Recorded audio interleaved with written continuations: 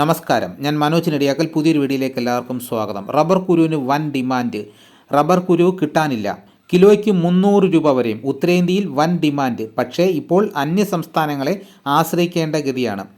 Rubber കുരു ക്ഷാമം കാരണം റബ്ബർ നഴ്സറികൾ പ്രതിസന്ധിയിൽ. സംസ്ഥാനത്ത് ഏറ്റവും മികച്ച ഇനം റബ്ബർ കുരു ലഭിച്ചിരുന്ന കിഴക്കൻ മേഖലയിൽ കഴിഞ്ഞ സീസണിൽ 1 ടൺ പോലും ശേഖരിക്കാൻ കഴിയാത്തതാണ് പ്രതിസന്ധിക്ക് കാരണമായത്. കഴിഞ്ഞ സീസണിലുണ്ടായ കാലാവസ്ഥ വ്യതിയാനമാണ് കുരു ഉൽപ്പാദനത്തെ ബാധിച്ചത്. ഓരോ സീസണിലും 200 മുതൽ 300 ടൺ റബ്ബർ കുരു ശേഖരിക്കുന്ന മേഖലയാണിത്. 2024 ശേഖരിച്ച കുരുവാണ് ഇപ്പോൾ നഴ്സറികൾ ഉപയോഗിക്കുന്നത്. ഇത് തീർന്നാൽ അടുത്ത നടീൽ സീസണിലേക്ക് തൈകൾ ലഭിക്കില്ല. ഇത് നഴ്സറികൾക്ക് കടുത്ത പ്രതിസന്ധി ഉണ്ടാക്കും.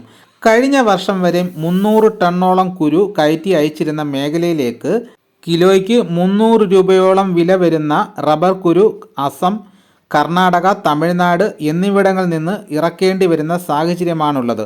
വൻകിട നഴ്സറികൾ ഇതര സംസ്ഥാനങ്ങളിൽ നിന്ന് നേരത്തെ ഇറക്കുമതി ചെയ്തിട്ടുണ്ട്.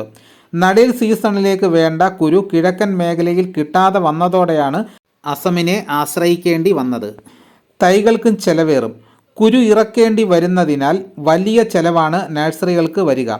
ഇത് കാരണം അടുത്ത സീസണിൽ റബ്ബർ തൈകളുടെ വില കുത്തനെ ഉയരും. തമിഴ്നാട്ടിലെ മാർത്താണ്ഡം, കർണാടക, ബെൽത്തങ്ങാടി എന്നിവിടങ്ങളിൽ നിന്നാണ് ഏറെയും കുരു ഇറക്കുന്നത്.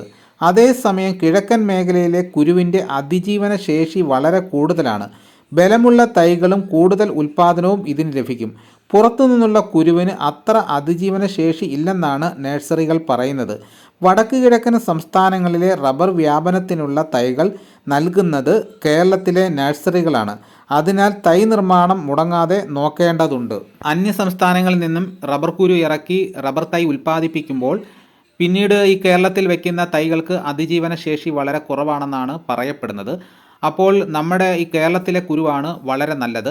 അപ്പോൾ ഇനി റബ്ബർ തൈ വെക്കുന്നവർക്ക് 8ൻ്റെ പണി തന്നെ ആയിരിക്കും കിട്ടുന്നത്. ഒന്നാമതേ റബ്ബറിന് വിലയില്ല. അപ്പോൾ റബ്ബർ മുറിച്ചിട്ട് അടുത്ത പ്ലാന്റ് ചെയ്യുന്നവർക്ക് ഇനിയിപ്പോൾ റബ്ബർ തൈ വാങ്ങുമ്പോൾ വൻ ചെലവിലോട്ട് മാറുകയാണ്. അപ്പോൾ ഇതോടുകൂടി വീഡിയോ ഇവിടെ പൂർണ്ണമാകുന്നു. എല്ലാവരും ലൈക്ക് ചെയ്ത് സപ്പോർട്ട് ചെയ്യണം. ആദ്യമായിട്ടാണ് ഈ ചാനൽ കാണുന്നതെങ്കിൽ സബ്സ്ക്രൈബ് ചെയ്യാൻ മറക്കരുത്. മറ്റൊരു വീഡിയോ ആയിട്ട് ഉടനെ എത്താം. എല്ലാവർക്കും എൻ്റെ നന്ദി.